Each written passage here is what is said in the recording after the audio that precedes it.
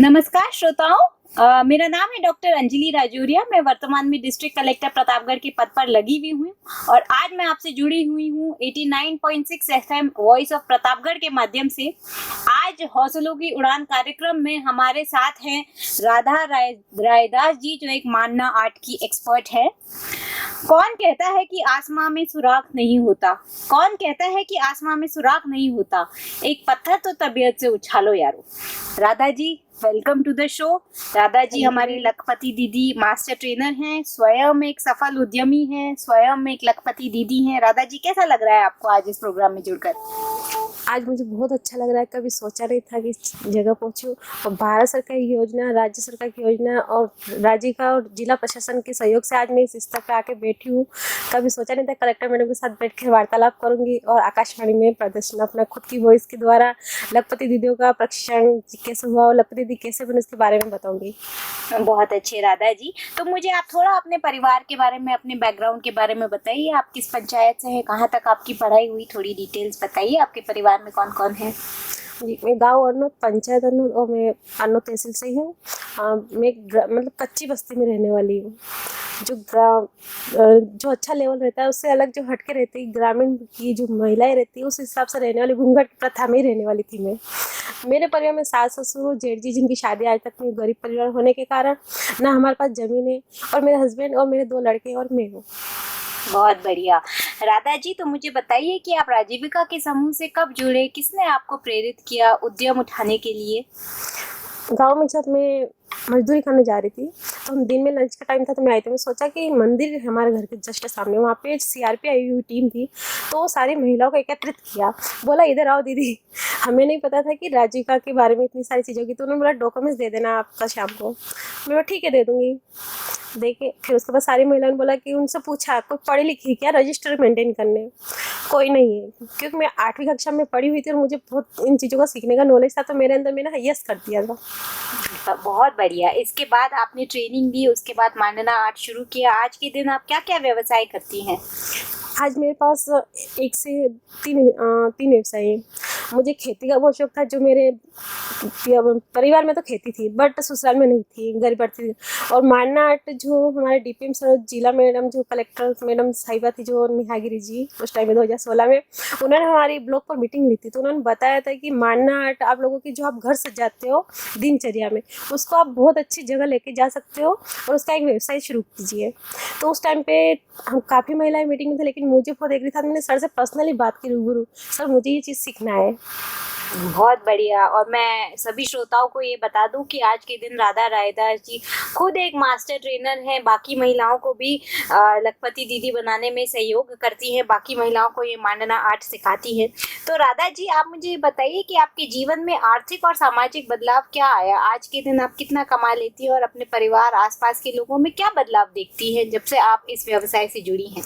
पहले मैं घर से जब किसी मीटिंग के लिए निकलती थी, मांडना के लिए भी सीखने आती थी, तो घूंघट में आती थी तो घर वाले सोचते थे, वो तो बोलते थे ठीक है कॉल आया जा सकती है, बट आसपास के सोचते कि इसकी बहू कहाँ जा रही है, ये उनके सोचते। लेकिन धीरे धीरे जैसे इसी चीज़ को मैं प्रोफेशनल अपनी लाइफ जीने लगी ना, आज वो किसी भी महिला को बोलती मेरे साथ ये बिजनेस करना है तो निकल के आ जाती है। और सारी महिलाएं एक दूसरे से मिलती है, बोलने का। गाँव में पहले हमारी खुद की पहचान नहीं थी, बोलते थे फलाने की बहू या उसकी पत्नी है।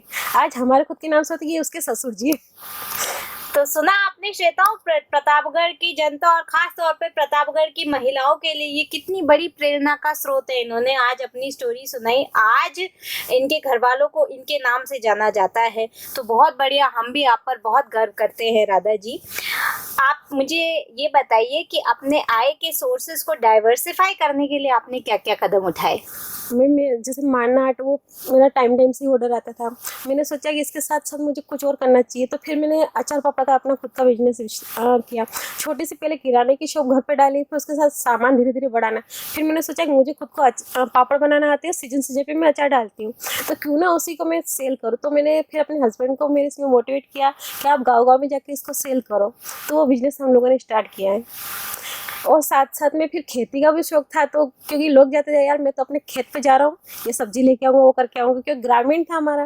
तो फिर मैंने सोचा कि ये लोग जो खेत रखते हैं ना, तो जो पैसे धीरे धीरे बचते गए। पहले मैंने सिर्फ 2 बीघा जमीन रखी थी, आज मेरे पास 15 बीघा जमीन रख रखी है मैंने लीज पर। बहुत बढ़िया राधा जी। तो आप प्रतापगढ़ की महिलाओं को फाइनेंशियल प्लानिंग के संबंध में क्या संदेश देना चाहेंगी? जितना भी वो कमा रही हैं वो कितना बचाए, उसमें क्या क्या चीज़ें उन्हें करनी चाहिए, थोड़ा सा आप इस पर भी विस्तार से चर्चा करें। जी।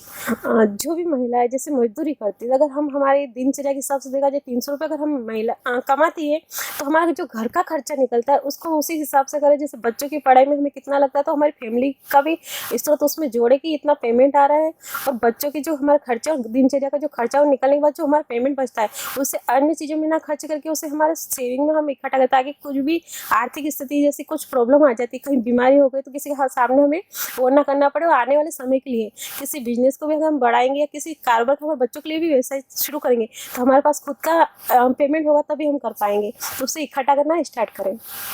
Very nice. तो प्रतापगढ़ की जनता को अंत में, और प्रतापगढ़ के बच्चों को, मुझे पता है आपके भी बच्चे हैं वो आगे बढ़ रहे हैं, बच्चों को लिए, महिलाओं के लिए, प्रतापगढ़ निवासियों के लिए आप क्या संदेश देना चाहेंगी? मैं तो ये चाहती हूँ जिस भी घर में हुनर है उन महिलाओं को कोई ना रोके, आगे जाने की इजाज़त दे और उनका सहयोग करे ताकि वो अपना तो करे और आप अपने परिवार के लिए भी रोशन बने हो। जो हमारे बच्चे हैं वो भी हमें स्कूल में जाते हैं ना तो ये बताते हैं आज कि यार मेरी मम्मी जयपुर गई है या ये कार्य करी। जैसे अभी मेरी 3 स्टॉलें जयपुर में लगी हुई है, सरस राज्य राज सखी मेले में फूड स्टॉल लगा रखी है। जो मेरे साथ की जो दीदियाँ मेरे साथ पार्टिसिपेट करती हैं, तो अलग अलग ब्लॉग से मैंने उनको किया है जो लखपति दीदी की श्रेणी में। बाकी जैसे एक पॉपकॉर्न है जो अभी भुट्टे हमारे यहाँ 40 रुपये किलो भुट्टे मिलते हैं, वही एक भुट्टा 50 रुपये में वहाँ सेल हो रहा है मेरा।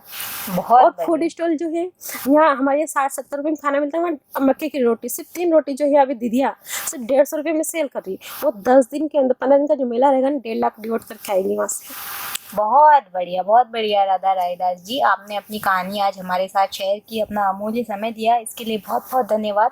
और आपने आज जो अपने परिवार के बारे में, अपने बैकग्राउंड के बारे में बताया, मुझे यकीन है कि प्रतापगढ़ के निवासी और ख़ास तौर पे हमारी महिलाएं आपसे बहुत ज़्यादा प्रेरणा लेंगी और वो भी आपसे जुड़ेंगी, आपसे आगे बढ़ेंगी। मुझे पता है कि आपने खुद तो आप अपने पैरों पर खड़े हुए ही, आपने अन्य महिलाओं को भी अपने साथ जोड़ा और आज के दिन वो भी लखपति दीदी हैं। तो आपका बहुत बहुत धन्यवाद। आपने अपने परिवार के लिए, समाज के लिए, प्रतापगढ़ ज़िले के लिए बहुत कुछ किया है, इसके लिए हम आपके आभारी हैं और हम भी आपसे बहुत ज़्यादा प्रेरणा लेते हैं। अब अंत में एक सेक्शन हमारा बचता है जिसमें मैं चाहूँगी अगर आप मुझसे कोई सवाल पूछना चाह रहे हैं तो वो आप ज़रूर पूछिए।